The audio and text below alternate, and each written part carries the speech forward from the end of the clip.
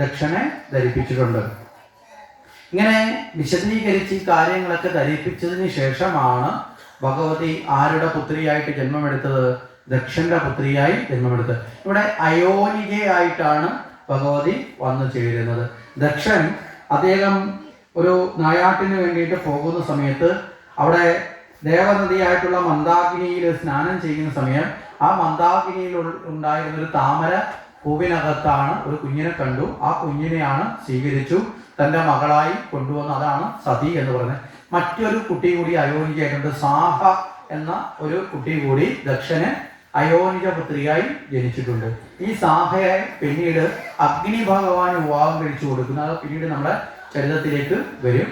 അപ്പൊ ഇത് കഴിഞ്ഞ പെൺകുട്ടി ജനിച്ചു. ഈ കുട്ടിയെ കൊണ്ടുവന്ന് വളരെ സന്തോഷത്തോടു കൂടി ദക്ഷൻ ആ കുട്ടിയെ വളർത്തുകയാണ്. അങ്ങനെ എല്ലാ രീതിയിലുള്ള വിദ്യകളൊക്കെ അഭ്യസിച്ച് സർവ്വവിധമായ ആനന്ദത്തോടു കൂടി ഇങ്ങനെ കഴിഞ്ഞു വരുന്ന സമയത്ത് ഇവിടെ സതി ജനിച്ചത് തന്നെ ആർക്ക് വേണ്ടിയിട്ടാണ്? ഭഗവാന്റെ പത്നിയാവാൻ വേണ്ടിയിട്ടാണ് അല്ലേ? ഇവിടെ ദക്ഷന്റെ പുത്രിയാവാൻ വേണ്ടിയിട്ടാണോ ജനിച്ചത്? ദേവിക്ക് അങ്ങനെ ഒരു ആഗ്രഹം ഇല്ല. ദേവിയുടെ ആഗ്രഹം എന്താണ്? ശിവന്റെ മഹാദേവന്റെ പത്നിയായി ഭഗവാന്റെ സവിധത്തിൽ എത്തണം. പക്ഷെ ഇതിനിടയ്ക്ക് ദക്ഷൻ തന്റെ ആഗ്രഹത്തെ അവിടെ കൊണ്ടുവരുന്നതല്ലേ തപസ് ചെയ്തിട്ട് അല്ലേ? ദക്ഷൻ യഥാർത്ഥത്തിൽ തന്റെ ആഗ്രഹത്തെ ചോദിച്ചു വാങ്ങിയതാണ്. അപ്പൊ അത് ഭഗവതി എന്തായാലും അവതരിക്കുന്നുണ്ട്. അപ്പൊ ദക്ഷന്റെ പ്രാർത്ഥന കൊണ്ട് ദക്ഷനിലൂടെ കടന്നു വന്നു എന്ന് മാത്രമേ ഉള്ളൂ. പക്ഷെ ദക്ഷൻ അപ്പൊ ആ സതീദേവിക്ക് ഭഗവാനെ നേടുവാനുള്ള ആഗ്രഹം വർദ്ധിച്ചു വരാൻ തുടങ്ങി. അങ്ങനെ സദാസമയത്തും ആ പരമശിവനെ മനസ്സിൽ സ്മരിച്ചുകൊണ്ട് സതീദേവി ഇങ്ങനെ വളർന്നു വരികയാണ്. അപ്പൊ ഈ സതീദേവിയുടെ ആ മനോഭാവം സാക്ഷാൽ ശിവനും അറിയുകയുണ്ടായി. ആ ശിവഭഗവാനാകട്ടെ പല സമയങ്ങളിലും പലതരത്തിലുള്ള പരീക്ഷണങ്ങൾ നടത്തി സതീദേവിയുടെ അടുത്ത്. പലപ്പോഴും വന്ന് സതീദേവിയോട് ചോദിച്ചു, എന്തിനാണ് ഇത്രയും വലിയ തീവ്രമായ ഭാവത്തിൽ ഈ ശിവനെ വിവാഹം കഴിക്കാൻ ആഗ്രഹിക്കുന്നതൊക്കെ വന്ന് ചോദിച്ചു. ഭിക്ഷുവിന്റെ രൂപത്തിൽ വന്നു, യാചകന്റെ രൂപത്തിൽ വന്നു, അങ്ങനെ പല രൂപത്തിലും ശിവൻ വന്നിട്ടുണ്ട്. എന്താണെന്ന് ചോദിച്ചാൽ ശിവനോടുള്ള തീവ്രമായ ഭാവം, മനസ്സിലായില്ലേ? ആ ഭാവം നമ്മളെയും ബോധ്യപ്പെടുത്തുകയാണ്. എപ്രകാരമുള്ള തീവ്രഭാവത്തോടു കൂടിയിട്ടാവണം ഒരു പത്നി തൻ്റെ പതിയെ സ്വീകരിക്കേണ്ടത് എന്നതിനൊരു മാതൃകയാണ് ഇവിടെ ആര്? ശിവപത്നിമാരെന്ന് പറയുന്ന സതീദേവി ഇവിടെ കാട്ടിത്തരുന്നത്. കാരണം ലോകത്തിലെ ഏറ്റവും മാതൃകാപൂർണമായ ദമ്പതികൾ ആരാണെന്ന് ചോദിച്ചാൽ ശിവപാർവതിമാരാണ്. മനസ്സിലായില്ലേ? നമ്മൾ ഈശ്വരന്മാരെ ആരാധിക്കുന്ന കൂട്ടത്തിൽ കുടുംബസമേതം ആരാധിക്കപ്പെടുന്ന ഏകദൈവം ആരേ ഉള്ളൂ? ശിവനേ ഉള്ളൂ അല്ലേ? ശിവകുടുംബം. വേറെ ഏതെങ്കിലും കുടുംബ സംഗമം ഉണ്ടോ? ദേവന്മാരിൽ ആകെ കുടുംബ സംഗമത്തോടു കൂടി ഇരുന്ന് പൂജിക്കപ്പെടുന്ന ദേവൻ ശിവൻ മാത്രമാണ്. ശരിയല്ലേ? ശിവൻ മാത്രമാണ്. അപ്പൊ അവിടെ കാരണം എന്താ? വളരെ ശിവകുടുംബം ഒരു വളരെ മാതൃകയാണ്. കാര്യം വൈരുദ്ധ്യങ്ങൾ അനവധിയുണ്ട് അല്ലേ? ശിവകുടുംബത്തിന്റെ വൈരുദ്ധ്യം നിങ്ങൾ ചിന്തിച്ചു നോക്കെ. ശിവനാകട്ടെ അക്ഷരാർത്ഥത്തിൽ അനാർഭാടകനാണ്. ആർഭാടങ്ങൾ ഒന്നുമില്ല നടക്കുന്ന അല്ലേ? മരമുരിയും ഒലിത്തോലും എടുത്ത് ചുടലഭസ്മം പൂശി അല്ലേ? ജടാമകുടങ്ങളൊക്കെ ആയിട്ട് പിന്നെയോ ആഭരണമായിട്ടൊരു പാമ്പിനെയൊക്കെ പിടിച്ച് കഴുത്തിലിട്ട് നടക്കുന്ന ആളാണ് ശിവൻ. പാർവതി നേരെ തിരിച്ചു നോക്കേ. ഒരർത്ഥത്തിൽ പറഞ്ഞാൽ ഇന്നത്തെ ഏറ്റവും നല്ല മോഡലിങ്ങിന് പറ്റുന്ന ഒരാളാണ്. സർവാഭരണ വിഭൂഷിതയായി ഇല്ലേ? ആഭരണ വിഭൂഷിതയായി പട്ടുവസ്ത്രങ്ങളും ആഭരണങ്ങളും കിരീടമൊക്കെ ധരിച്ചിട്ടാണ് ആര് നടക്കുന്നത്? പാർവതി നടക്കുന്നത് അല്ലേ? നേരെ വൈരുദ്ധ്യങ്ങളുടെ ഏറ്റവും പ്രകടഭാവമല്ലേ അത്? ഇനി മറ്റൊരു തരത്തിൽ നോക്കേ. ശിവഭഗവാന്റെ വാഹനം എന്ന് പറയുന്നത് എന്താ? ഋഷഭമാണ്, കാളയാണ്. ഈ കാളയെ കിട്ടിയാൽ വെറുതെ വിടുന്നതാണോ ദേവിയുടെ വാഹനം? ദേവിയുടെ വാഹനം എന്താ? സിംഹമാണ് അല്ലേ? അത് മനസ്സിലായില്ലേ? ഭഗവാന്റെ വാഹനം പാർക്ക് ചെയ്ത സ്ഥലത്ത് എപ്പോഴെങ്കിലും ദേവിയുടെ വാഹനം ചെന്ന് കടിച്ചു പറിച്ചിട്ടുണ്ടോ? ഉണ്ടോ? മനസ്സിലായില്ലേ? വൈര്യം പോലും അവിടെ ഉണ്ടായിട്ടില്ല. ഇനി മറുഭാഗം ഒന്ന് ആലോചിച്ച് നോക്കേ. ഗണപതിയുടെ വാഹനം ഏതാ? പുത്രന്റെ എലി. ഇനി ശിവന്റെ കഴുത്തിൽ കിടക്കുന്ന സാധനം എലിയെ കണ്ടാൽ വിടുവോ? ഗണപതി ഏതെങ്കിലും രാവിലെ എഴുന്നേറ്റിട്ട് പറഞ്ഞിട്ടുണ്ടോ അച്ഛൻ്റെ കഴുത്തിൽ കിടന്ന പാമ്പ് എൻ്റെ വാഹനത്തെ എടുത്തോട്ട് പോയെന്ന് പറഞ്ഞിട്ടുണ്ടോ? അങ്ങനൊരു പരാതി ഉണ്ടോ? ഇല്ല. മനസ്സിലായില്ലേ? ഇനി ആ ഭഗവാന്റെ കഴുത്തിൽ കിടക്കുന്ന പാമ്പിനെ കിട്ടിയാൽ സുബ്രഹ്മണ്യന്റെ വാഹനം വിടുവോ? എന്താ സുബ്രഹ്മണ്യന്റെ വാഹനം? മനസ്സിലായില്ലേ? അപ്പോ കലഹത്തിന് വേണ്ടതെല്ലാം അവിടെ ഉണ്ട് അല്ലേ? ഉണ്ടോ? പക്ഷെ ഒരിക്കലും അവിടെ കലഹം ഇല്ല. എന്താ കാരണം? ധർമ്മഭാവം. മനസ്സിലല്ലേ? ശിവൻ സഞ്ചരിക്കുന്ന ഋഷഭം എന്ന് പറയുന്ന ധർമ്മത്തിന്റെ പ്രതീകമാണ്. ധർമ്മത്തിന്റെ 4 പാദങ്ങളാണ് ആ കാളയുടെ 4 കാലുകൾ എന്ന് പറയപ്പെടുന്നത്. മനസ്സിലായില്ലേ? ധർമ്മഭാവമാണ്. ധർമ്മത്തിന്റെ ഈശ്വരനായിട്ടാണ് ഭഗവാൻ ഇരിക്കുന്നത്. ആ ഭഗവാന്റെ ആ പാർവതി ധർമ്മത്തെ സംരക്ഷിക്കാനുള്ള കരുത്താണ്. അതാണ് സിംഹത്തിന്റെ പ്രതീകം. ഈ പ്രകൃതി മുഴുവൻ നിലനിൽക്കുന്നത് ഏറ്റവും ചെറിയ കണികകൾ ചേർന്നിട്ടാണ് അല്ലേ? ഈ കണികകൾ ഇല്ലാണ്ടായാൽ എന്തില്ലാണ്ടായി? പ്രകൃതിയില്ല. ഈ നമ്മൾ കാണുന്ന വിസ്തൃതമായി ലോകം മുഴുവൻ ചെറിയ ചെറിയ കണികകൾ, ആറ്റങ്ങൾ ചേർന്ന് അല്ലേ വ്യത്യസ്തമായ നിലയിൽ, അങ്ങനെയല്ലേ നമ്മൾ പഠിച്ചിട്ടുള്ളത്? ചേർന്ന് രൂപപ്പെട്ടതാണ് ഈ ബ്രഹ്മാണ്ടമാകുന്ന പ്രപഞ്ചം. ഇത് മുഴുവൻ നിലനിൽക്കുന്നത് ചെറിയ പിണ്ടാണ്ട തത്വത്തിലേക്കാണ്. അതിൻ്റെ പ്രതീകമാണ് എലി എന്ന് പറയുന്നത്. മനസ്സിലാകുന്നുണ്ടോ? ഇന്ദ്രിയങ്ങളെ നിയന്ത്രിച്ച് ഏകഭാവത്തിലേക്ക് എത്തിച്ചതിൻ്റെ പ്രതീകമാണ് ഭഗവാന്റെ കഴുത്തിൽ കിടക്കുന്ന വാസുകി എന്ന സർപ്പം. ഈ വാസുകിയാണ് പാലാഴി മദന സമയത്ത് 5 ശിരസോടുകൂടി വിഷമമിപ്പിച്ചത്. മനസ്സിലായില്ലേ? ഇന്ദ്രിയം നിയന്ത്രിക്കപ്പെട്ടതോടുകൂടി ആ വിഷമയമായ ഇന്ദ്രിയം എന്ത് ചെയ്തു? ശുദ്ധമായി മാറി ഭഗവാന്റെ കഴുത്തിലേക്ക് അല്ലേ ആ വന്നു ചേരുന്ന ഭാവത്തിലേക്ക് എത്തപ്പെട്ടു. അത് കഴിഞ്ഞാൽ നമ്മൾ നോക്കുമ്പോൾ മയില് അല്ലേ, മയിലിന്റെ പ്രത്യേകത എന്താ?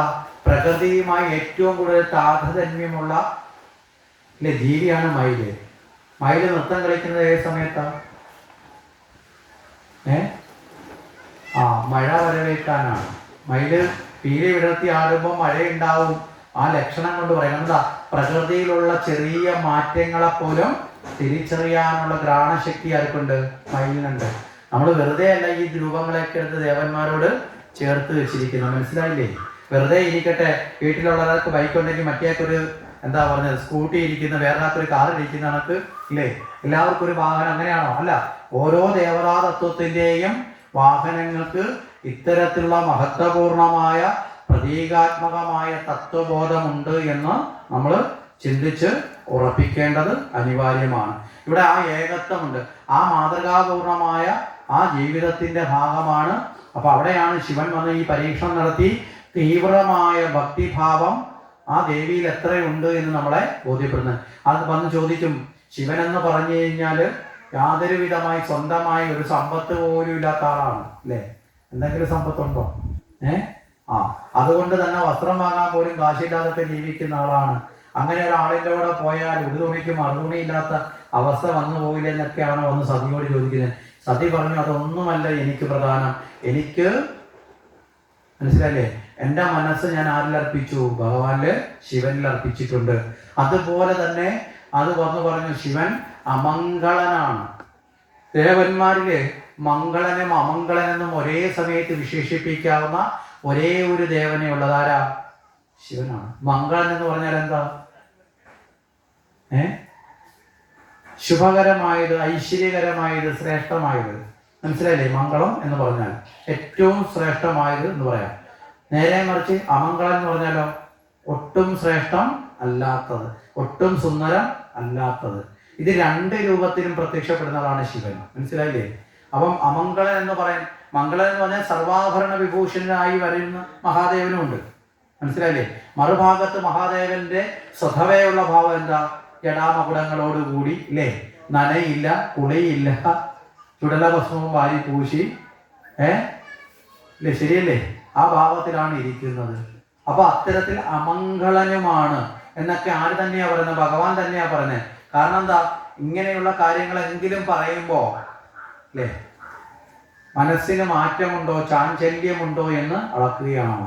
അപ്പൊ ഇവിടെ നമ്മൾ മനസ്സിലാക്കേണ്ടത്, നമ്മൾ ഈശ്വരൻ ഇവിടെ എന്തിനാണ് ഇങ്ങനെയൊക്കെ പറഞ്ഞ് നമ്മളെ മുന്നിൽ കഥ വിശദീകരിക്കുക ചോദിച്ചാൽ, നമ്മളും ഈശ്വരനെ തേടുമ്പോൾ സതീദേവിക്ക് എത്ര തീവ്രമായിരുന്നോ മഹാദേവനോടുള്ള പ്രണയം, അതുപോലെയുള്ള പ്രേമം, ഭക്തി. നമ്മളെ ബാക്കി പറഞ്ഞാൽ ഭക്തന്റെ പ്രേമം എന്ന് പറഞ്ഞാൽ എന്താ? ഭക്തിയാണ് അല്ലേ? അതുപോലെയുള്ള പ്രേമമായിരിക്കണം നമുക്ക് ആരോടുണ്ടാവേണ്ടത്? ഭഗവാനോടുണ്ടാവും. മനസ്സിലായില്ലേ? പലരും വന്ന് പലതും പറഞ്ഞ് അല്ലേ പലതരത്തിലും തെറ്റിദ്ധരിപ്പിക്കാൻ ശ്രമിക്കും. അങ്ങനെ ശ്രമിക്കുമ്പോൾ ഇടറി വീഴുന്ന ഭക്തിയാണെങ്കിൽ നമുക്ക് ഭഗവാനെ നേടാൻ സാധിക്കുമോ?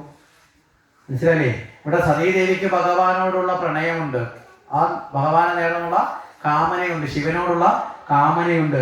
ആ കാമനയിൽ നിൽക്കുന്ന സമയത്ത് ഭഗവാൻ തന്നെ വേഷം മാറി വന്ന് പറയുകയാണ്, ആള് അത്ര ശരിയല്ല, അല്ലെങ്കിൽ ഇങ്ങനെയാണ്, യോഗ്യതയില്ല, അല്ലേ, ജീവിതത്തിന് ഒരു ആനന്ദം ഉണ്ടാവില്ല, പിന്നെ ഭൂതഗണങ്ങളെ കൂടെയാണ് നടക്കുന്നത്, ഇല്ലേ, നല്ല ആൾക്കാരൊന്നുമല്ല കൂടെ ഉള്ളത്, എല്ലാവരാ ഭൂതഗണങ്ങളാണ്, ഭയപ്പെടുത്തുന്ന അന്തരീക്ഷമാണ്, ഇങ്ങനെയൊക്കെ താമസിക്കാൻ നല്ല ഒരു വീട് പോലും ഇല്ല, അല്ലേ, കൈലാസ ശൃംഗങ്ങളിലാണ്. ഇതൊക്കെ പറയുമ്പോൾ, ഇങ്ങനെയുള്ള ഭാവങ്ങളൊക്കെ പറയുമ്പോഴും അതിലൊന്നിലും തൻ്റെ, അല്ലേ, ലക്ഷ്യത്തെ ഉപേക്ഷിക്കാൻ ആര് തയ്യാറായിട്ടില്ല? സതി തയ്യാറില്ല. അപ്പൊ ജീവിതത്തിൽ പലതരത്തിലുള്ള പ്രതിസന്ധികൾ വരുമ്പോഴും, അതുപോലെ പ്രലോഭനം വന്നാലും, മനസ്സിലായില്ലേ, മറുഭാഗത്ത് പ്രലോഭനം വന്നാലും ഇത് രണ്ടിലും വീഴാതെ നമ്മൾ നിഷ്ഠ ആരിൽ ഉറപ്പിക്കണം? ഭഗവാനില് ഉറപ്പിക്കണം. ഇനി ഇവിടെ ശിവൻ വന്ന് പ്രതികൂലമായതാണല്ലോ പറഞ്ഞത്. ഇനി ഇവിടെ പ്രലോഭനം ഉണ്ടോ എന്ന് ചോദിച്ചാലുണ്ട്. എന്താ പ്രലോഭനം? സതീദേവിക്ക് മഹാദേവനെ വിവാഹം കഴിച്ചു കൊടുക്കാൻ ദക്ഷൻ ഇഷ്ടമല്ല. മനസ്സിലായില്ലേ? ദക്ഷൻ രാജാവായി ഇരിക്കുന്ന ആളാണ്, പ്രപഞ്ചത്തിന്റെ നാഥനാണ്, പ്രജാപതിയാണ്. ആര്? ദക്ഷൻ. ബ്രഹ്മാവ് ദക്ഷനെ സൃഷ്ടിച്ചതിനെ ഈ രാജ്യഭരണം നോക്കാനാണ്, ഈ പ്രപഞ്ചത്തിലെ ഭരണകാര്യങ്ങൾ നോക്കാനാണ്. അങ്ങനെയുള്ള ദക്ഷന്റെ പത്നിയാണ്, ദക്ഷന്റെ പുത്രിയാണ് സതി.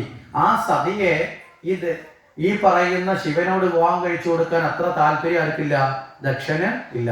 കാര്യം ദക്ഷൻ ഈ സതീദേവി ജനിക്കുന്നത് മഹാദേവനെ നേടാനാണ് എന്ന ബ്രഹ്മാവിന്റെ വാക്കുകൾ കേൾക്കുന്നതിന് മുമ്പേ ഓടിപ്പോയി തപസ് ചെയ്ത ആളാണ്. മനസ്സിലായില്ലേ? ബ്രഹ്മാവ് ദേവന്മാരോട് പറയുന്നുണ്ട്, പരാശക്തിയായ ദേവി, അല്ലേ, ആ പുത്രീഭാവത്തിൽ ജന്മമെടുത്ത് ആരിലേക്ക് എത്തും? ശിവനിലേക്ക് എത്തും. അപ്പൊ തന്നെ എന്റെ മകളായി ജനിക്കണമെന്ന് പറഞ്ഞുകൊണ്ട് ആര് പോയി? ദക്ഷൻ പോയി. അതുകൊണ്ട് മഹാദേവനിലേക്ക് എത്തുമെന്ന കാര്യം വരെ കേൾക്കാൻ ആര് തയ്യാറായിട്ടില്ലായിരുന്നോ? ദക്ഷൻ. അപ്പൊ ദക്ഷന് ഈ ശിവന്റെ ആ ഭാവങ്ങളൊന്നും അത്ര ഇങ്ങോട്ട് പിടിക്കണില്ല. അതുകൊണ്ട് അനിഷ്ടമുണ്ട്. അതുകൊണ്ട് മറ്റു പലതരത്തിലും ശ്രേഷ്ഠന്മാരായിട്ടുള്ള വിവാഹങ്ങൾ ആർക്ക് നടത്തി കൊടുക്കാം? സതിക്ക് നടത്തി കൊടുക്കാൻ ആര് തയ്യാറാണ്? മനസ്സിലായില്ലേ? ദക്ഷൻ തയ്യാറാണ്. അപ്പൊ പ്രലോഭനമായില്ലേ? മനസ്സിലായില്ലേ?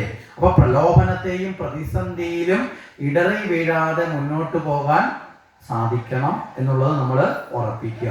ഇനി ഇപ്രകാരമൊക്കെ പറഞ്ഞു. അപ്പൊ പരിപൂർണമായി മനസ്സുറപ്പിച്ചു. ദക്ഷൻ ഇതിന് സമ്മതിക്കുന്നില്ല എന്ന അവസ്ഥ വന്നു, അനിഷ്ടത്തെ പ്രകടിപ്പിച്ചു.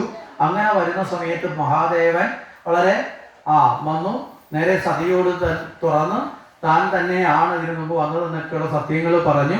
അവിടെ നിന്ന് സതിയെ സ്വീകരിച്ചു പോവുകയും ചെയ്തു.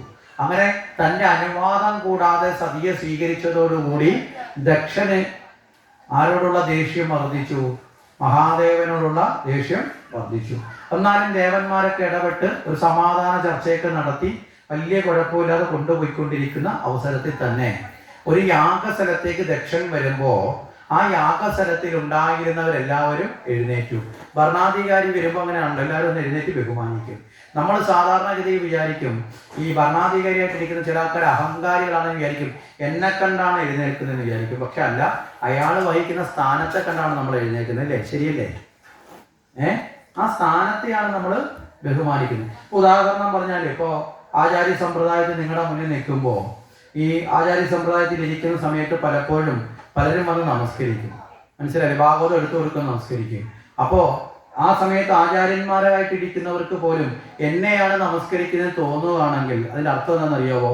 ഈ ഭാഗവതം വെച്ചിരിക്കുന്ന വൃന്ദനമസ്കാരത്തിന് വേണ്ടി വെച്ചിരിക്കുന്ന ഒരു സ്റ്റൂളിൽ വെക്കുമ്പോൾ ആ ഭാഗവതത്തെ നമസ്കരിക്കുന്ന സമയത്ത് സ്റ്റൂളിന് തോന്നുകയാണ് എന്നെ നമസ്കരിക്കാൻ തോന്നിയാൽ അത് ശരിയാണോ? നമ്മൾ സ്റ്റൂളിനെയാണോ നമസ്കരിക്കുന്നത്? അല്ല. പിന്നെന്താ? ആ മുകളിലിരിക്കുന്ന ഭാഗവതം ഇരിക്കുന്നത് കൊണ്ട് അതിനെ നമസ്കരിക്കുന്നത്. സ്റ്റൂളിന് ഒരിക്കലും എന്ത് തോന്നാൻ പാടില്ല? എന്നെയാണെന്ന്. അത് അജ്ഞാനത്തിന്റെ പ്രതീകമായി മാറും, അല്ലേ? അതുപോലെ തന്നെയാണ് ആചാര്യന്മാരെ നമസ്കരിക്കുമ്പോഴും ഒരിക്കലും അത് ആചാര്യനെ അല്ല നമസ്കരിക്കുന്നത്. മനസ്സിലാകുന്നുണ്ടോ? അത് ഭാഗവതത്തെയാണ്. എന്താ ഇത് പറയാൻ കാരണം വെച്ചാൽ, ഈ ചില സ്ഥലത്ത് ചിലർ ചോദിക്കും, ആചാര്യനേക്കാൾ പ്രായം കൂടിയ ആൾക്കാർ വന്നിട്ട് എന്തുകൊണ്ട് ആചാര്യനെ നമസ്കരിക്കുന്നു? അവിടെ പ്രായം എന്നുള്ളത് ഭാഗവതത്തിന് പ്രായം ഒരുപാടുണ്ട്. മനസ്സിലായേ? ഭാഗവതം പറയാൻ വന്ന ആചാര്യന്റെ പ്രായം ചിലപ്പോൾ കുറവോ കൂടുതലോ ഒക്കെ അതല്ല അവിടെ വലിയ. ഭാഗവതത്തെയാണ് നമസ്കരിക്കുന്നത്. അപ്പൊ മഹത്വപൂർണ്ണമുള്ളതിനെയാണ് അവിടെ സ്വീകരിക്കുന്നത്. അപ്പോ ഇവിടെ എല്ലാവരും എഴുന്നേറ്റ്, പക്ഷെ 2 പേര് എഴുന്നേറ്റില്ല. ഒന്ന് ബ്രഹ്മദേവനാണ്, പിന്നൊന്ന് ശിവനാണ്. ബ്രഹ്മദേവൻ എഴുന്നേക്കാത്തതിൽ വലിയ പരാതിയൊന്നും ആർക്കും വന്നില്ല, ദക്ഷന് വന്നില്ല. തൻ്റെ പിതാവാണ്. പക്ഷേ രണ്ടാമത്തെ ആള് തൻ്റെ മരുമകനാണല്ലേ. തനിക്ക് ഇഷ്ടമില്ലെങ്കിൽ ആരാണ്? മകളുടെ ഭർത്താവ്. അപ്പം മരുമകൻ എഴുന്നേക്കണ്ടേ? വേണോ വേണ്ടയോ? മനസ്സിലായില്ലേ? അവര് എഴുന്നേറ്റില്ല. അപ്പൊ അതുകൊണ്ട് എന്തുണ്ടായി? ദക്ഷന് കോപം വർദ്ധിച്ചു. ഇവിടെ ദക്ഷന്റെ മുമ്പിൽ രണ്ട് ചോയ്സ് ഉണ്ട്. എന്തൊക്കെയാണ്? ഒന്ന്, സർവ്വതിനും അധിപനായ മഹാദേവൻ എന്ന ഭാവത്തിൽ മഹാദേവനെ ഉൾക്കൊള്ളാം. മനസ്സിലായില്ലേ? രണ്ടാമത്തത്, ആ മഹത്വപൂർണമായ നിലയിൽ മനസ്സ് വികസിച്ചില്ലെങ്കിൽ, മനസ്സ് ചുരുങ്ങി സങ്കല്പിക്കുകയാണെങ്കിൽ, സങ്കുചിതമാവുകയാണെങ്കിൽ അടുത്ത ചോയ്സ് ഏതാ? മരുമകനാണ്. മനസ്സിലായില്ലേ? ഒരു വ്യക്തിയിൽ രണ്ട് ഗുണങ്ങളുണ്ടെങ്കിൽ, രണ്ട് ഘടകങ്ങളുണ്ടെങ്കിൽ അതിൽ ഏറ്റവും പ്രബലമായത് മഹത്വമുള്ളതിനല്ലേ നമ്മൾ മുൻതൂക്കം കൊടുക്കേണ്ടത്, അല്ലേ? ഒരു കുട്ടി നല്ലതുപോലെ പാട്ട് പാടും, പടവും വരയ്ക്കും. അപ്പൊ ഏറ്റവും നല്ലതുപോലെ ചെയ്യുന്ന ഗുണമല്ലേ നമ്മൾ ആദ്യം പറയുന്നത്, അല്ലേ? അതോ ആദ്യം പടം വരയ്ക്കുമെന്നാണോ പറയുന്നത്? നല്ലതുപോലെ പാട്ട് പാടും, പിന്നെ തരക്കേടില്ല പടവും വരയ്ക്കും, ഇങ്ങനല്ലേ പറയുള്ളൂ. അപ്പം മഹത്വമുള്ളതിനെ ആദ്യമേ തന്നെ ഉൾക്കൊള്ളണം. അപ്പൊ ഇവിടെ മഹത്വം എന്ന് പറയുന്നത് ഏതാ? മഹാദേവൻ എന്ന സ്ഥാനമാണ്. ആ മഹാദേവൻ എന്നുള്ള സ്ഥാനം അത് കൽപ്പിക്കാതെ സങ്കുചിതമായിട്ട് എന്ത് കണ്ടു? മരുമകൻ എന്നുള്ള തരത്തിൽ മഹാദേവന്റെ മഹത്വത്തെ താഴ്ത്തിക്കെട്ടാൻ ആര് ശ്രമിക്കുന്നു? ദക്ഷൻ. അപ്പൊ ആ മഹത്വത്തെ താഴ്ത്തിക്കെട്ട് നിന്ദിക്കുന്നതിന് തുല്യല്ലേ? മനസ്സിലാകുന്നുണ്ടോ? ആ അവസ്ഥയിലേക്ക് ആര് വന്നു? ദക്ഷൻ വന്നു. എന്തുകൊണ്ട്? അഹന്ത കൊണ്ട്. മനസ്സിലല്ലേ? അഹങ്കാരം കൊണ്ട്. അപ്പൊ അഹങ്കാരം ഉണ്ടായാൽ ബ്രഹ്മപുത്രന് പോലും വന്നു ചേരുന്ന ആപത്ത് നമ്മൾ തിരിച്ചറിയണം. അപ്പൊ നമ്മളെ പോലെയുള്ള സാധാരണക്കാരന് ഈ അഹന്ത ഉണ്ടായാൽ നമ്മുടെയൊക്കെ അവസ്ഥ എന്താവും? അപ്പൊ ഈ കഥ കേൾക്കുന്ന എന്തിനാണെന്ന് ചോദിച്ചാൽ മനസ്സിലല്ലേ? സതിയുടെയും ശിവന്റെ കല്യാണം കേൾക്കാനല്ല, പാർവതിയുടെ കല്യാണത്തിനേക്കാൾ ഉപരി നമ്മളിൽ എന്തൊക്കെ മാറ്റം വരണം എന്ന് ചിന്തിക്കാനാണ്. മനസ്സിലായില്ലേ? നമ്മളിൽ അഹന്ത ഇല്ലാതാകാൻ പ്രേരണ തരാനാണ് ഈ കഥ. മനസ്സിലായില്ലേ? ഈ കഥ ആ പ്രേരണ നൽകാനാണ്. ആ പ്രേരണ ഒരു ഉദാഹരണം പറഞ്ഞാല്, ഈ ബിസിനസ് മാനേജ്മെന്റ് ക്ലാസ്സുകളുണ്ട്, അല്ലേ? ബിസിനസ് ഒക്കെ ചെയ്യുന്ന ആൾക്കാർക്ക് മോട്ടിവേഷൻ കിട്ടാൻ വേണ്ടി ക്ലാസ് നടത്തും. ഈ ക്ലാസ് നടത്തി കഴിഞ്ഞിട്ട് ആ ക്ലാസ് മുഴുവൻ കേട്ടിട്ട് ആ പോകുന്ന വ്യക്തി ആ കേട്ടതിന്റെ അടിസ്ഥാനത്തിൽ പ്രവർത്തിച്ചാലല്ലേ അയാൾക്ക് ഉയരം വരുത്തുള്ളൂ, അല്ലേ? അയാൾ ആ കേട്ടതിന്റെ അടിസ്ഥാനത്തിൽ എന്ത് ചെയ്യണം? അയാള് പ്രവർത്തിച്ച് അതിനെ ഡെവലപ്പ് ചെയ്യണം. ശരിയല്ലേ? ആണോ? അല്ലേ? മനസ്സിലായില്ലേ? അതുപോലെ നമ്മളിത് കേൾക്കുമ്പോൾ നമ്മളിലെ പരിവർത്തനം വരണം, നമ്മളില്.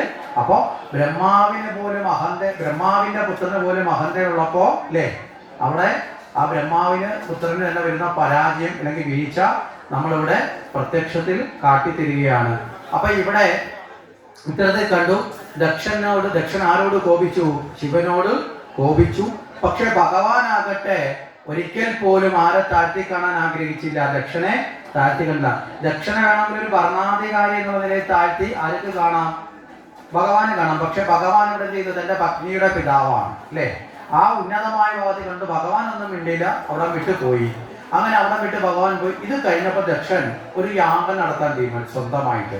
അപ്പൊ ഈ സ്വന്തമായി യാഗം നടത്തുമ്പോ ഭഗവാനോടുള്ള വിരോധം കൊണ്ട് ഭഗവാനെ ക്ഷണിക്കണ്ട എന്ന് തീരുമാനിച്ചു. യാഗം ആരംഭിച്ചു. ഈ യാഗത്തിന്റെ കാർമ്മികൻ ദധീജി എന്ന മഹർഷിയാണ്. ദധീജി മഹർഷി നോക്കുമ്പോൾ എല്ലാ ദേവന്മാരും വന്നു, ആരില്ല? മഹാദേവനില്ല. അപ്പം മഹാദേവനില്ലാതെ ഒരു യാഗം ഒരിക്കലും പൂർണ്ണമാവുകയില്ലെന്ന് ആര് പറഞ്ഞു? ആ ദധീജി, യാഗത്തിന്റെ ആചാര്യനായ ദധീജി ദക്ഷനോട് പറഞ്ഞു. ദക്ഷൻ പറഞ്ഞു, അവനെ ഞാൻ വിളിക്കില്ല. കാര്യം എന്താ?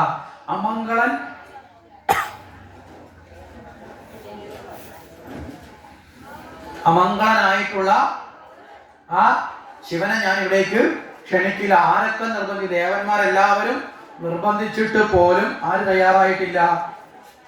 അഹങ്കാരം കൊണ്ട് ആര് കേൾക്കാൻ തയ്യാറായിട്ടില്ല. ദക്ഷൻ അതിനൊന്നും തന്നെ തയ്യാറായിട്ടില്ല.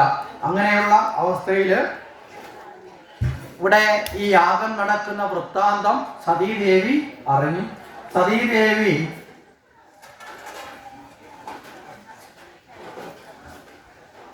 തന്റെ പതിയായിട്ടുള്ള ഭഗവാനെ സമീപിച്ചിട്ട് പറഞ്ഞു, തന്റെ പിതാവായ ദക്ഷൻ ഒരു യാഗം നടത്തുന്നുണ്ട്, ആ യാഗത്തിലേക്ക് പോകണ്ടേ എന്ന് ചോദിച്ചു. ഭഗവാൻ പറഞ്ഞു, അർഹതയില്ലാത്ത സ്ഥലത്തേക്ക് പോകരുത്, ക്ഷണിക്കപ്പെടാത്ത സ്ഥലത്തേക്കും പോകരുത്. നമ്മുടെയൊക്കെ ജീവിതത്തിൽ ബാധകമല്ലേ? അർഹതയില്ലാത്ത സ്ഥലത്തേക്ക് പോയാൽ എന്ത് പറ്റും? അപമാനിക്കപ്പെടും. അപ്പോൾ ക്ഷണിക്കപ്പെടാത്ത സ്ഥലത്തേക്കും പോകാൻ പാടില്ല. അപ്പൊ നമ്മൾ ചെല്ലുക എന്നതിനേക്കാൾ പ്രധാനം നമ്മൾ സ്വീകരിക്കാനുള്ള മനോഭാവം ആർക്ക് വേണം? ചെല്ലുന്ന സ്ഥലത്തുള്ളവർക്ക് വേണം. അതില്ലെങ്കിൽ അവിടെ പോകരുത് എന്നൊക്കെ പറഞ്ഞെങ്കിലും സതീദേവി ഇതിന് ഭഗവാനോട് അല്പം വാശി പിടിച്ചു. എന്താ കാരണം? ഇവിടെ സതീദേവി ജനിക്കുന്നതിന് മുമ്പ് തന്നെ ദക്ഷന് ദേവീ ദർശനം കൊടുത്തപ്പോൾ പറഞ്ഞൊരു വാക്കുണ്ട്, മഹത്തുക്കളെ നിന്ദിച്ചാൽ പിന്നെ ഞാൻ താങ്കളുടെ മകളായി നിൽക്കുകയില്ല എന്ന് പറഞ്ഞിട്ടുണ്ട്. പിന്നെയോ ഇനി ദക്ഷന് അഥവാ ഒരു തെറ്റ് പറ്റിയിട്ടുണ്ടെങ്കിൽ തിരുത്താൻ ഒരു അവസരം കൊടുക്കുകയാണ്.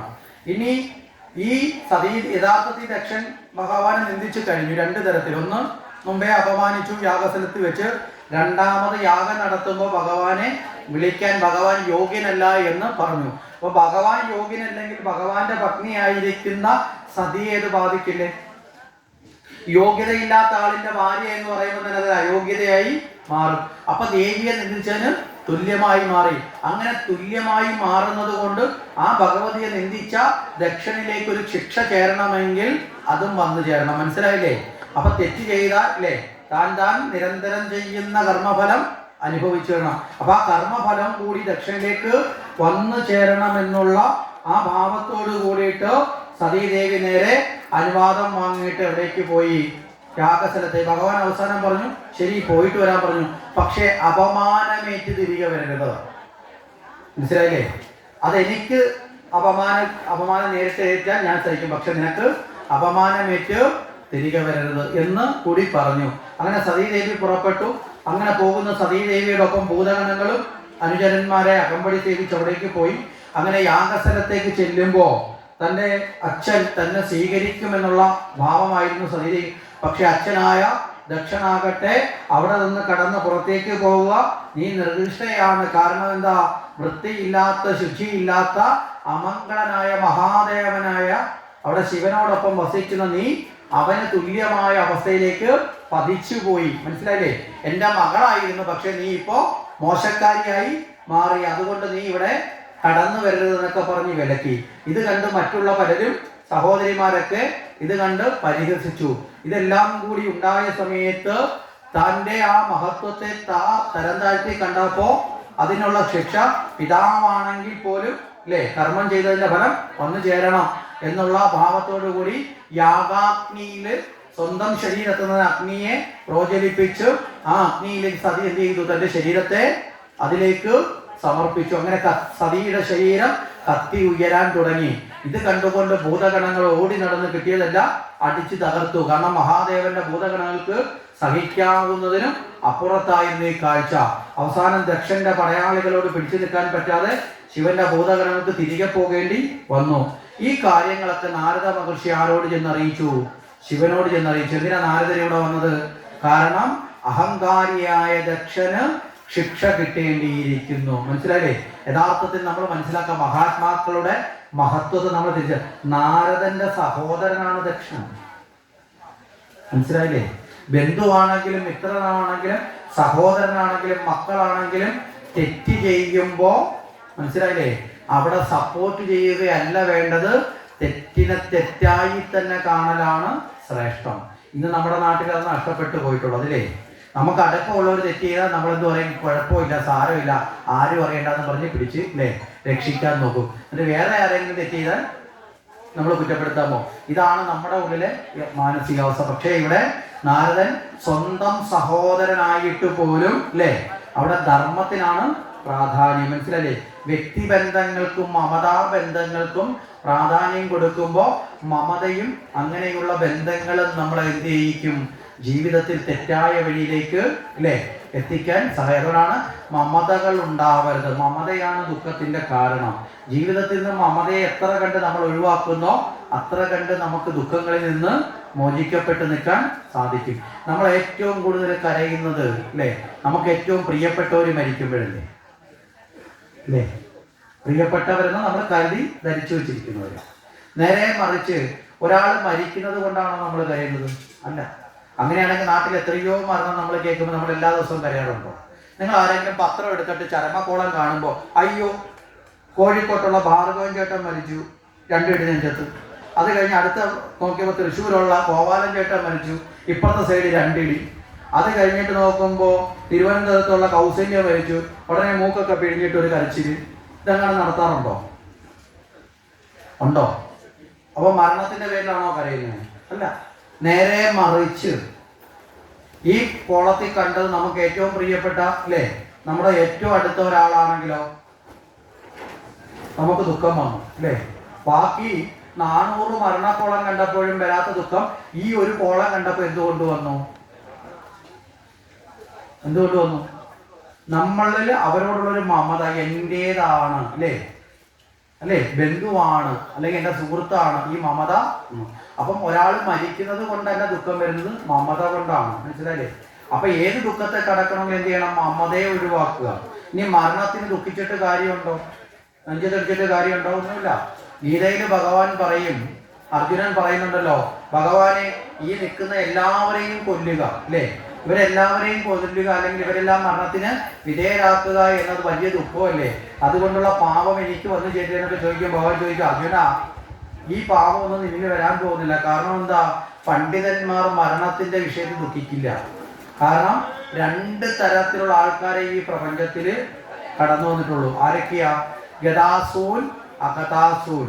ഗതാസൂൻ എന്ന് പറഞ്ഞാൽ എന്താ? പോയവര്. അഗതാസൂൻ എന്ന് പറഞ്ഞാലോ പോകാനുള്ളവര്. മനസ്സിലായില്ലേ? ഈ പ്രപഞ്ചത്തിൽ ഇതുവരെയുള്ള സൃഷ്ടിയിൽ 2 തരവേ ഉള്ളൂ. ഒന്ന് പോയവര്. ഈ നാട്ടിൽ നിന്ന് എത്രയോ പേര് പോയിട്ടുണ്ടല്ലേ അല്ലേ? നമ്മളൊക്കെ ജനിക്കുന്നതിന് മുമ്പ് ജനിച്ച് ജീവിച്ചവരും പോയിട്ടില്ലേ ഇവിടുന്ന്? ഉണ്ടോ? ആയിരക്കണക്കിന് വർഷം മുമ്പ് ഈ ഭൂമിയിൽ ഉണ്ടായിരുന്ന പലരും പോയിട്ടുണ്ട് അല്ലേ? അപ്പൊ പോയവര് കുറെ പേരുണ്ട്. അത് കഴിഞ്ഞാലോ ഇനിയുള്ള നമ്മളൊക്കെ ഏതിപ്പെടും? നമ്മളൊക്കെ ആരെങ്കിലും വിഷമമുണ്ടോ പോകാൻ? വിഷമിച്ചിട്ട് കാര്യമില്ല. നമ്മളെ കറക്റ്റ് വണ്ടി വരുമ്പോൾ കയറിയേ പറ്റൂ. ഇത് ക്യാൻസൽ ചെയ്യാനും ഒരു വഴിയില്ലാത്ത വണ്ടിയായത്. മനസ്സിലായില്ലേ? ഇനി നമ്മളൊക്കെ പോകാനുള്ളവരാ. ഒരു കുഞ്ഞ്, ഒരു കുഞ്ഞ് ഇന്നിപ്പോ ജനിച്ചു നോക്കുക, ഈ നിമിഷം ആ കുഞ്ഞ് ഏത് ലിസ്റ്റിൽപ്പെടും? പോകാനുള്ള ലിസ്റ്റിൽപ്പെടും. മനസ്സിലായില്ലേ? ജനിച്ചു കഴിഞ്ഞാൽ അപ്പോഴേ നമ്മളൊന്ന് ലിസ്റ്റ് ചാർട്ട് ചെയ്ത് ഏതിലാ? പോകാനുള്ള ലിസ്റ്റിൽ ചാർട്ട് ചെയ്തു. നമ്മുടെ വണ്ടി ഏത് ടൈമിലാ വരുന്നതെന്ന് മാത്രമേ ഉള്ളൂ വ്യത്യാസം. മനസ്സിലായോ? ഇപ്പൊ ഗുരുവായൂർ ആ പ്ലാറ്റ്ഫോമിൽ എത്രയോ പേര് വന്ന് പോയിട്ടുണ്ട് അല്ലേ? മനസ്സിലായില്ലേ? ആ പോയവരെ കുറിച്ച് ഓർത്തിട്ട് അവിടുത്തെ ഏതെങ്കിലും ശേഷം മാസ്റ്ററിന് കരയാറുണ്ടോ? ഇന്നലെ 1000 പേര് വന്ന് പോയേന്ന് പറയൂ? ഇല്ല. അത് കഴിഞ്ഞ് ഇന്നിപ്പം വരുന്നവരും അദ്ദേഹത്തിന് എന്താ? പോകാനുള്ളവരാണ്. മനസ്സിലായില്ലേ? ആ ബോധമുള്ളത് കൊണ്ട് അദ്ദേഹത്തിന് ദുഃഖം ഇല്ല. അപ്പൊ അതുപോലെയാണ് ജ്ഞാനമുണ്ടെങ്കിൽ ജനിമരണങ്ങളൊക്കെ ഈ പ്രകൃതിയുടെ ഭാഗമാണ് എന്ന് തിരിച്ചറിയുക. അപ്പൊ ഇവിടെ ഇത്തരത്തിൽ വന്ന് ഈ കാര്യങ്ങൾ നാരദര് വന്ന് അറിയിച്ചു, ആ തെറ്റിന്റെ ശിക്ഷ ഉണ്ടാവണം. അപ്പൊ ഈ കാര്യങ്ങൾ അറിഞ്ഞുകൊണ്ടേ തന്നെ ശിവൻ ഉഗ്ര കോപത്തിലേക്ക്. കാരണം എന്താ? ദക്ഷൻ എല്ലാ അതിർവരമ്പും ലംഘിച്ചിരിക്കുന്നു. മനസ്സിലായില്ലേ? ഇവിടെ ദക്ഷൻ തന്നെ നിന്ദിച്ചതോ ഭഗവാൻ ക്ഷമിച്ചു. പക്ഷേ ഇവിടെ ആദിപരാശക്തിയായ ഭഗവതിയെ നിന്ദിച്ചതിന് കാരണക്കാരനായാലും ദക്ഷൻ മാറി. അപ്പൊ അതുകൊണ്ട് ഭഗവാൻ കോപത്തോടു കൂടി താണ്ഡവമാടി ആ താണ്ഡവത്തിൽ നിന്ന് ഭഗവാന്റെ പിടികക്കൊടിയിൽ നിന്ന് ഒരു ഉഗ്രഭാവത്തിൽ വീരഭദ്രൻ ജന്മമെടുത്തു. അതോടുകൂടി ഭഗവാന്റെ ദൃഢചലനത്തിൽ നിന്ന് തന്നെ ആ ഭഗവാൻ തന്റെ ജടയൊക്കെ എടുത്ത് അടിച്ചു. അതിൽ നിന്ന് വീരഭദ്രനും അതുപോലെ തന്നെ ഭദ്രകാളിയും പ്രത്യക്ഷപ്പെട്ടു. അങ്ങനെ ഭദ്രകാളിയും വീരഭദ്രനും, അങ്ങനെയാണ് ശിവപുത്രി എന്നൊരു സ്ഥാനം കൂടി ആയിക്കൊണ്ട് ഭദ്രകാളിക്ക് ഉണ്ട്. അങ്ങനെ പ്രത്യക്ഷപ്പെട്ടു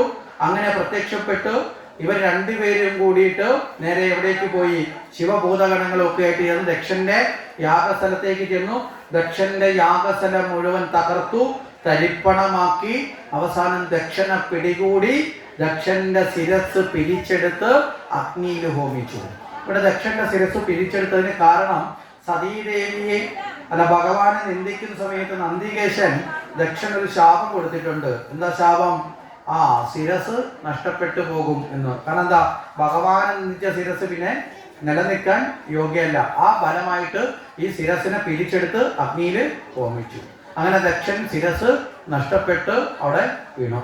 ഈ സമയത്ത് ദേവന്മാരെല്ലാവരും, കാര്യം യാഗം നടത്തുന്ന ലോകമംഗളത്തിനാണ്. അപ്പൊ ഒരു തരത്തിലും യാഗം മുടങ്ങാനും പാടില്ല. ഒരു ഭാഗത്ത് ആ പ്രശ്നം. രണ്ടാമത്തെ ഭാഗത്തോ ഭഗവാൻ ഉഗ്രക്രോധത്തിലാണ്. മനസ്സിലായില്ലേ? ഈ ഉഗ്രക്രോധത്തിൽ ഭഗവാൻ നിൽക്കുന്ന സമയത്ത് ആ ശിവാഗ്നി കൊണ്ട് തന്നെ സൂര്യചന്ദ്രന്മാർക്ക് പോലും സ്വസ്ഥാനത്ത് നിൽക്കാൻ സാധിക്കാത്ത അവസ്ഥ വന്നു. അപ്പൊ പ്രപഞ്ചത്തിന്റെ താളം മുഴുവൻ തെറ്റും. അപ്പൊ അതുകൊണ്ട് ശിവൻ എന്ത് ചെയ്യണം? ശാന്തമായി മാറണം. ദേവന്മാരെല്ലാവരും കൂടി വന്ന് ഭഗവാനെ സ്തുതിച്ചു, ഭഗവാന്റെ കാരുണ്യത്തിന് വേണ്ടി പ്രാർത്ഥിച്ചു. ശിവനാകട്ടെ സതീദേവിയുടെ യാഗസ്ഥലത്ത് എന്ന് സതീദേവിയുടെ ശരീരം, അഗ്നിയിൽ കത്തിജ്വലിക്കുന്ന ശരീരം തന്റെ കരങ്ങളിൽ എടുത്തു വെച്ചുകൊണ്ട് തന്നെ ആ ഉഗ്രകോപത്തോടു കൂടിയുള്ള താണ്ഡവമാടിക്കൊണ്ടിരിക്കുകയാണ്. ഈ സമയത്ത് വിഷ്ണു ഭഗവാൻ അവിടെ തന്റെ അസ്ത്രം കൊണ്ട് എന്ത് ചെയ്തു? ആയുധം കൊണ്ട് ആ ശരീരത്തെ ഛേദിച്ചു. അങ്ങനെ 108 സ്ഥലങ്ങളിലായിട്ട് ആ ശരീരം, കാരണം ആ ശരീരം കയ്യിലിരിക്കുന്നിടത്തോളം കാലം മഹാദേവന്റെ കോപത്തെ ശമിപ്പിക്കാൻ സാധിക്കില്ല എന്ന് മനസ്സിലാക്കി തന്റെ ആയുധം കൊണ്ട് ആ ശരീരത്തെ 108 സ്ഥലങ്ങളിലായി ചിതറിത്തെറിച്ച് വീണു. ആ 108 സ്ഥലങ്ങളാണ് നമുക്ക് പിന്നീട് വളരെ നിർണയിക്കപ്പെട്ട് വരുന്ന 108 ദേവാലയങ്ങളായിട്ട്, ദേവിയുടെ 108 പീഠങ്ങളായി പറയപ്പെടുന്നത്.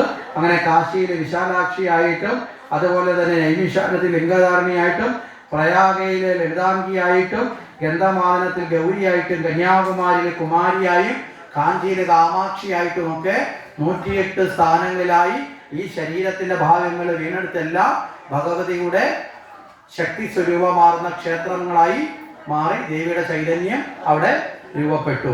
അത് കഴിഞ്ഞപ്പോഴത്തേക്ക് ഭഗവാൻ ശാന്ത സ്വരൂപത്തിലേക്ക് വന്നു. ഭഗവാനോട് ഇവരെല്ലാം കൂടെ പ്രാർത്ഥിച്ചു, ഭഗവാനെ യാഗം പൂർത്തീകരിക്കണം, ക്രോധമടക്കണം. ഇത് രണ്ടും അഭ്യർത്ഥിച്ചു. അങ്ങനെ ഭഗവാൻ ആ കോപത്തിൽ നിന്ന് വിമുക്തനായി. അതുപോലെ തന്നെ യാഗം നടക്കണം. അതുകൊണ്ട് യാഗം നടത്തിയ ആളൊരു അധ്യക്ഷനാണല്ലോ. അപ്പൊ യാഗത്തിന്റെ യജമാനായ ദക്ഷൻ ഇല്ലാതെ യാഗം നടത്താനും പറ്റില്ല. അപ്പൊ അതുകൊണ്ട് എന്ത് ചെയ്യണം? ആ ദക്ഷനെ പുനർജീവിപ്പിക്കാൻ അങ്ങനെ അനുഗ്രഹിക്കണം എന്ന് പറഞ്ഞു. അതിന്റെ അടിസ്ഥാനത്തിൽ ഭഗവാൻ ബ്രഹ്മാവിനോട് പറഞ്ഞു, അങ്ങ് ഒരാടിന്റെ ശിരസ് വെച്ച് കൊടുത്താരെ പുനർജീവിപ്പിക്കാൻ ദക്ഷനെ. അപ്പൊ അങ്ങനെ ദക്ഷനെ ഒരാടിന്റെ ശിരസ് വെച്ച് പുനർജീവിപ്പിച്ചു. അങ്ങനെ ദക്ഷൻ ഒരു പുതിയ ഭാവത്തിൽ ജന്മമെടുക്കുകയാണ്. അജമുഖ ദക്ഷൻ എന്നുള്ളത്. അജം എന്ന് വെച്ചാൽ ആട്, ആടിന്റെ മുഖഭാവത്തിൽ. ഇവിടെ എന്താണ് ആടിന്റെ തല വെച്ചാണ് ജനിക്കുമെന്നൊക്കെ നമ്മൾ ചിലപ്പോൾ യുക്തി കൊണ്ട് ചോദിക്കാം. ഇവിടെ പറഞ്ഞു വന്നതിന്റെ അർത്ഥം എന്ന് പറഞ്ഞാൽ അതിനെ ഒരു തത്വത്തിൽ മനസ്സിലാക്കാൻ എന്തൊക്കെ ചില തത്വങ്ങളെയാണ് ചേർത്ത് ചിന്തിക്കേണ്ടത്. അതായത് ദക്ഷന് ഭഗവാന്റെ മഹത്വത്തെ കുറച്ച് കണ്ടല്ലോ അല്ലേ? അപ്പം മഹത്വത്തെ കാണുന്നത് എന്തിലൂടെയാണ്? ബുദ്ധിയിലൂടെയാണ്, വിവേകബോധമാണ് അല്ലേ? ആ വിവേകബോധം നഷ്ടപ്പെട്ടു. അതുകൊണ്ടാണല്ലോ ഭഗവാനെ അല്ലേ മോശക്കാരനായി കണ്ടത്. വിവേകബോധമുള്ള ഒരാൾ അങ്ങനെ കുറച്ച് കാണുമോ? വിവേകബോധമുള്ള ആളിന് മഹത്വമുള്ളതിനെ മഹത്വമുള്ളതായി തന്നെ കാണും അല്ലേ?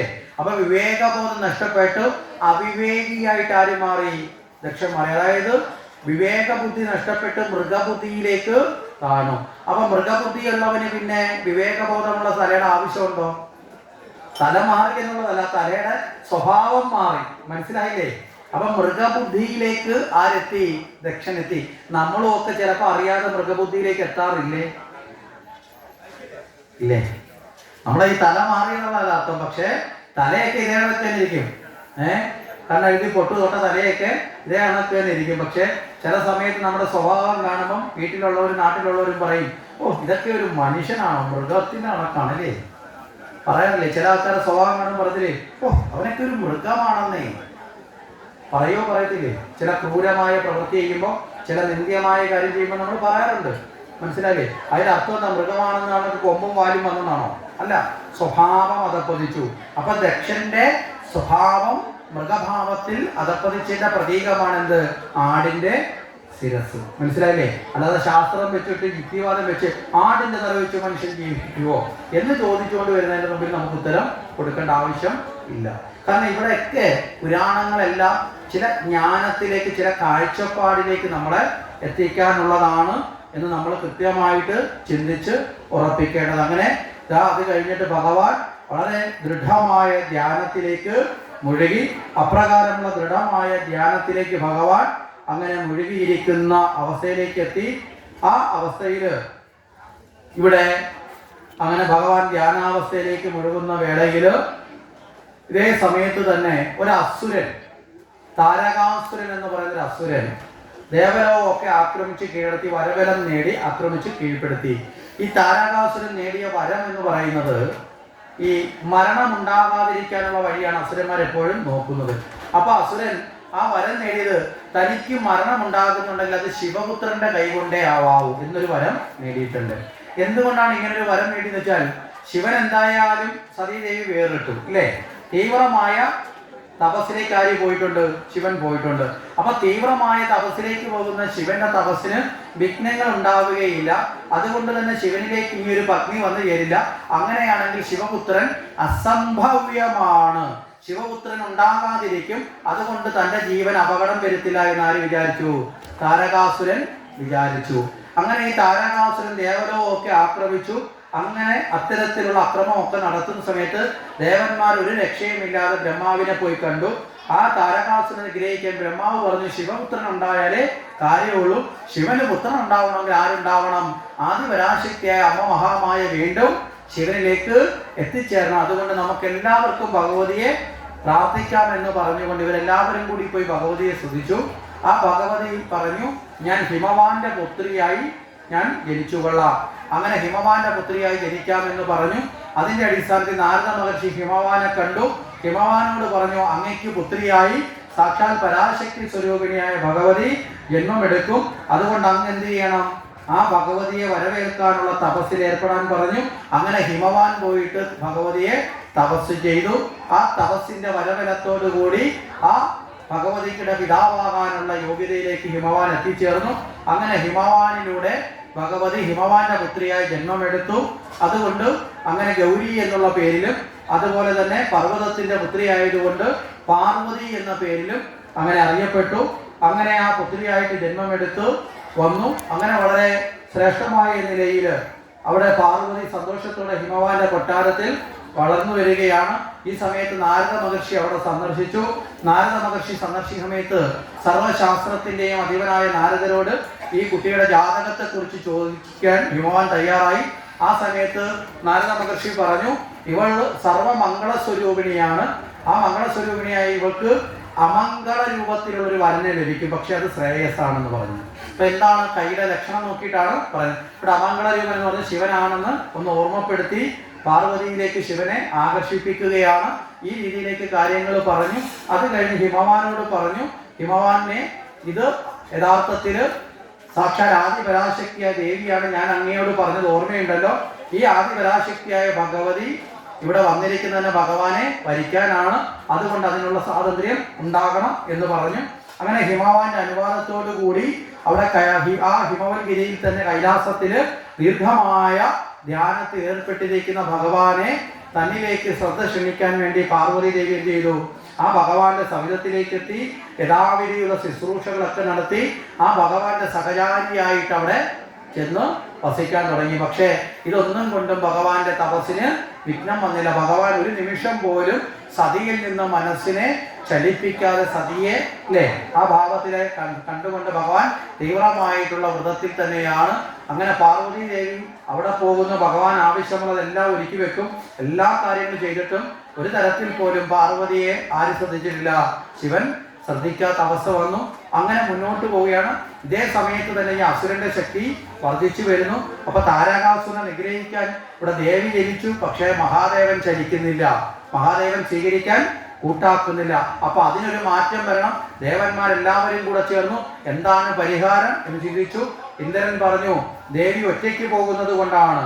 ദേവിയെ സ്വീകരിക്കാൻ വേണ്ടി മഹാദേവന്റെ മനസ്സിൽ കാമവാസന സൃഷ്ടിക്കണം, ആഗ്രഹത്തെ ജനിപ്പിക്കണം. ഇപ്പൊ നിർമോഹത്വത്തിലാണ് ആരുള്ളത്? മഹാദേവൻ ഉള്ളത്. അപ്പൊ മോഹം വരുമ്പോഴല്ലേ നമുക്ക് ഓരോന്നും നേടണമെന്ന് വരുന്നത് അല്ലേ? മോഹങ്ങളില്ലാത്ത ഒരാൾക്ക് എന്തെങ്കിലും നേടണമെന്നുള്ള ആഗ്രഹം വരുമോ? അപ്പൊ നിർമോഹങ്ങളെ സൃഷ്ടിക്കണം. അതിന് പറ്റിയ ഒരാളുണ്ട്. ആരാണ്? കാമദേവൻ. അങ്ങനെ കാമദേവനെ വിളിച്ചു വരുത്തി കാമദേവനോട് നേരെ പറഞ്ഞു, അല്ലയോ കാമദേവ, അങ്ങ് പോയി പാർവതി ദേവിയോടൊപ്പം പോയിട്ട് അങ്ങ് എന്ത് ചെയ്യണം? അങ്ങ് ശിവഭഗവാന്റെ മനസ്സിൽ കാമനകളെ ഉളവാക്കണം. ആ സമയത്ത് കാമദേവ ഇന്ദ്രനോട് പറഞ്ഞു, ഇന്ദ്ര, എനിക്ക് ഈ പണി പറ്റില്ല. കാരണം മുമ്പൊരിക്കൽ നീ എന്നെ പറഞ്ഞു വിട്ടു, ഞാൻ അവിടെ പോയി നാണം കെട്ട് തിരിച്ചു വന്നു. എവിടെയാ? നരനാരായണ മഹർഷിമാരെ തപസ്സളക്കാൻ വേണ്ടി മേനകയും രംഭയും തിലോത്തമയും പോയപ്പോ അന്നും കാമദേവൻ ഇതിനൊക്കെ വിട്ടായിരുന്നു. അവിടെ ചെന്നപ്പോഴാണ് ഈ വന്നവരെക്കാളും ശ്രേഷ്ഠമായ ആള് എൻ്റെ കയ്യിലുണ്ട് എന്ന് കാണിക്കാൻ വേണ്ടി നരനാരായണ മഹർഷിമാർ ആരെ സൃഷ്ടിച്ചത്? ഉർവശിയെ സൃഷ്ടിച്ച് തിരിച്ചയച്ചത്. മനസ്സിലായില്ലേ? അപ്പൊ ഉർവശിയുടെ സൗന്ദര്യാവതിയായ ഉർവശിയെ കണ്ട് കാമദേവന് പോലും തന്റെ കർമ്മം പൂർത്തിയാക്കാൻ സാധിക്കാതെ ലജ്ജിതനായി തിരിച്ചു വന്നു. ഇവിടെ പോകുന്നത് നരനാരായണനേക്കാൾ ഉഗ്രനായിട്ടുള്ള ആളിന്റെ അടുത്ത്. ആരുടെ അടുത്തേക്കാ? മഹാദേവന്റെ അടുത്തേക്കാ. മനസ്സിലായില്ലേ? അപ്പോ അത് അത്രയും കൂടുതൽ പ്രതിസന്ധി സൃഷ്ടിക്കുമെന്ന് പറഞ്ഞു.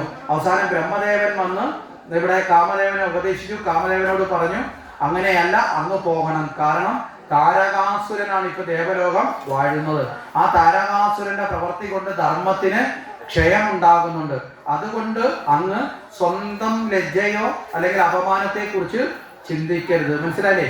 സ്വന്തം കാര്യം നോക്കിക്കൊണ്ട് ജീവിക്കാൻ ആഗ്രഹിക്കുന്ന ഒരാൾക്ക് ലോക നന്മയെ ഉൾക്കൊണ്ട് ഒരു കാര്യവും ചെയ്യാൻ സാധിക്കില്ല. മനസ്സിലല്ലേ? ഇവിടെ കാമദേവന്റെ വിഷയം എന്താ?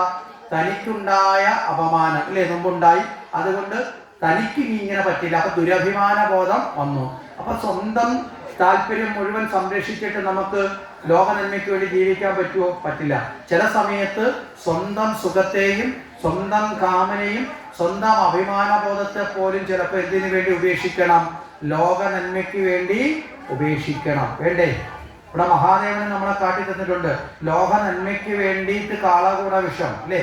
തനിക്ക് എന്തെങ്കിലും പറ്റുമോ ഇല്ലയോ എന്ന് ചിന്തിക്കാതെ കാളകൂടത്തെ ആഹരിച്ച ആളാണ് ആര്? മഹാദേവൻ. അപ്പൊ അതുപോലെ ലോക നന്മയ്ക്ക് വേണ്ടിയിട്ടാണ് മഹത്തുക്കൾ പ്രവർത്തിക്കേണ്ടത്. അവിടെ ഞാനെന്നോ എന്റേതെന്ന ഭാവങ്ങള് ഉയരരുത് എന്ന് ബോധിപ്പിച്ചു. അങ്ങനെ ബ്രഹ്മദേവന്റെ ഉപദേശം നേടിയ അവിടെ കാമദേവൻ പോകാൻ തയ്യാറെടുത്തു. കാമദേവന്റെ നീല കരിമ്പ് കൊണ്ടുള്ള ഒരു വില്ല് പഞ്ചസായകമാണ്, പൂ കൊണ്ടുള്ള അസ്ത്രമാണ്. അതിന് പഞ്ചസായകമാണ്. 5 മൊനയുണ്ട്, 5 തരം പുഷ്പങ്ങളാണ്. എന്താ കാരണം? പഞ്ചേന്ദ്രിയങ്ങളിലൂടെയല്ലേ കാമനകൾ പ്രവേശിക്കുന്നത്. 5 ഇന്ദ്രിയങ്ങളിലൂടെയാണ് ആഗ്രഹങ്ങൾ. ഒന്ന് കണ്ടറിഞ്ഞു, കേട്ടറിഞ്ഞു, മണത്തറിഞ്ഞു, രുചിച്ചറിഞ്ഞു, സ്പർശിച്ചറിഞ്ഞു. ഇതിലൂടെയാണ് സുഖം ഉള്ളിലേക്ക് പ്രവേശിക്കുന്നത്. അപ്പൊ പഞ്ച കാമനകളെ ഉണർത്താൻ സാധിക്കുന്ന പഞ്ചസായക ബാണവുമായിട്ടാണ് നേരെ ദേവിയെ കൂട്ടിക്കൊണ്ടുവന്നു. ദേവിയെ മുന്നിൽ നിർത്തിക്കൊണ്ട് അവിടെ പുറകിൽ നിന്നുകൊണ്ട് നേരെ കാമദേവൻ തൻ്റെ അസ്ത്രം ആർക്കെതിരെ തൊടുത്തു? മഹാദേവന് നേരെ തൊടുത്തു. ഈ അസ്ത്രം തൊടുത്ത സമയത്ത് തന്നെ പ്രകൃതിയിൽ മാറ്റം വന്നു. വൃക്ഷലതാദികളെല്ലാം പോത്തു. മനസ്സിലായില്ലേ? അവിടെ ഒരു സാധാരണ രീതി നമ്മൾ പറഞ്ഞാൽ പെട്ടെന്ന് മനസ്സിലാക്കാൻ പറഞ്ഞാല് ഈ ചില സിനിമകളിലൊക്കെ നമ്മൾ കാണില്ലേ, നായികന്മാര് അല്ലേ, കണ്ടുമുട്ടി കഴിയുമ്പോൾ ഉടനെ ഒരു പാട്ട് സീനാണ്. പിന്നെ എന്ത് ചെയ്യും? അതിന് പറ്റിയ ഒരു സീനറി ആയിരിക്കും പിന്നെ കാണുന്നത് അല്ലേ? ശരിയല്ലേ? പിന്നെ വലിയ ഗാർഡനിൽ പോയി ആടുന്നു, പാടുന്നു അല്ലേ, ഡാൻസ് കളിക്കുന്നു. എന്താ കാരണം? ഈ സീനറി ഈ അന്തരീക്ഷത്തെ കുറച്ച് പ്രോത്സാഹിപ്പിക്കും. ഇതുപോലെ ഒരു അന്തരീക്ഷം ഒരുക്കി. മനസ്സിലായില്ലേ? പക്ഷികളുടെ ശബ്ദങ്ങളും അതുപോലെ തന്നെ അങ്ങനെയുള്ള ചിത്രശലഭങ്ങളും അങ്ങനെ ആരുടെ മനസ്സിലും മോഹങ്ങളെ ഉദിപ്പിക്കുന്ന ഒരു അന്തരീക്ഷം ആര് സൃഷ്ടിച്ചു? ഇവിടെ കാമദേവൻ സൃഷ്ടിച്ചു. അവ സമയത്ത് മഹാദേവൻ ഈ അന്തരീക്ഷത്തിലൊക്കെ ഉണ്ടായ മാറ്റം കൊണ്ട് അസ്വസ്ഥനായി. പെട്ടെന്നൊരു അന്തരീക്ഷം മാറുമ്പോൾ അല്ലേ നമ്മൾ അതിൽ ശ്രദ്ധിക്കപ്പെടും. അങ്ങനെ മഹാദേവൻ തൻ്റെ കണ്ണ് തുറന്നു നോക്കുമ്പോൾ മുന്നിൽ വളരെ മനോഹരിയായ ഒരു മോഹിനി നിൽക്കുന്നു.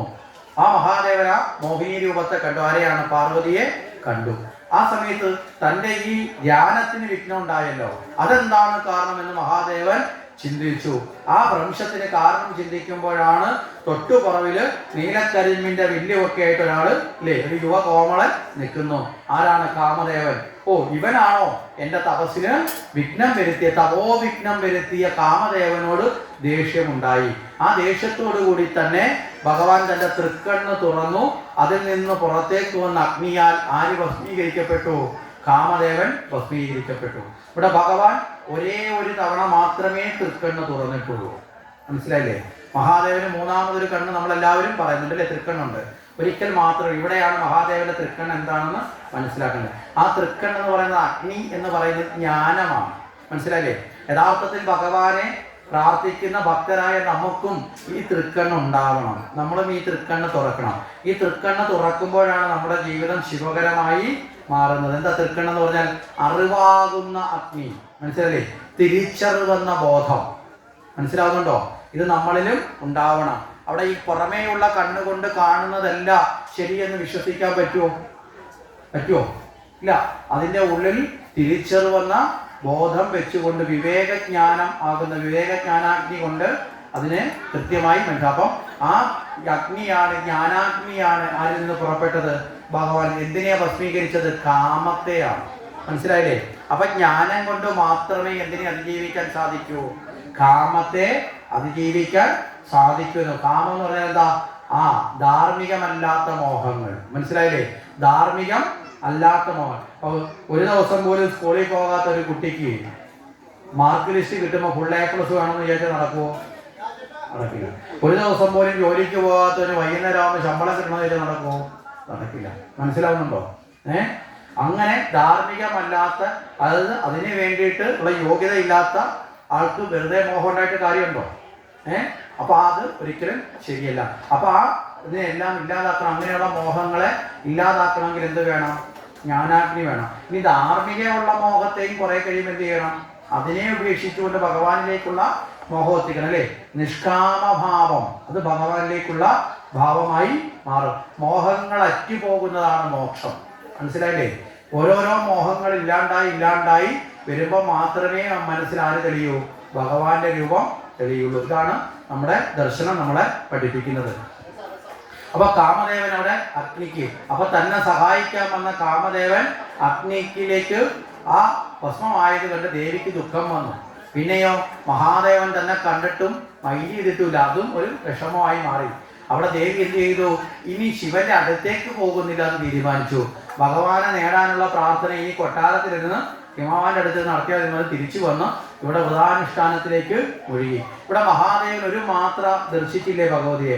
അതോടുകൂടി മഹാദേവന്റെ ഉള്ളിൽ സതി തന്നെയല്ലേ തന്റെ മുന്നിൽ വന്നതെന്നൊരു കാഴ്ച വന്നു. അതോടുകൂടി പതുക്കെ തപസ്സിലേക്കുള്ള ആ ശ്രദ്ധ കുറഞ്ഞ് സതിയെക്കുറിച്ചിട്ടുള്ള ചിന്ത വന്നു. അപ്പൊ സതി തന്നെയാണ് മഹാദേവന്റെ മുന്നിൽ വന്ന ആ ഹിമവത് പുത്രി എന്നൊരു ബോധം ആര് തിരിച്ചറിയുന്നു? ശിവൻ തിരിച്ചറിഞ്ഞു. ഇത് മനസ്സിലാക്കിയ സമയത്ത് ദേവന്മാരെല്ലാവരും താരകാസുര നിഗ്രഹത്തിന് വേണ്ടി ശിവപുത്രൻ ഉണ്ടാവണമല്ലോ, വളരെ വേഗത്തിൽ എവിടെ എത്തി? ദേവന്മാരെല്ലാവരും ചേർന്ന് മഹാദേവനോട് കണ്ട് കാര്യങ്ങൾ സംസാരിച്ചു. അതിനുശേഷം നേരെ വിവാഹാലോചന നടത്താൻ വേണ്ടി ഹിമവാന്റെ അടുത്ത് വന്നു. അങ്ങനെ ബ്രഹ്മദേവൻ അടക്കമുള്ള ദേവന്മാർ വന്ന് ഹിമവാനോട് കാര്യങ്ങൾ പറഞ്ഞു.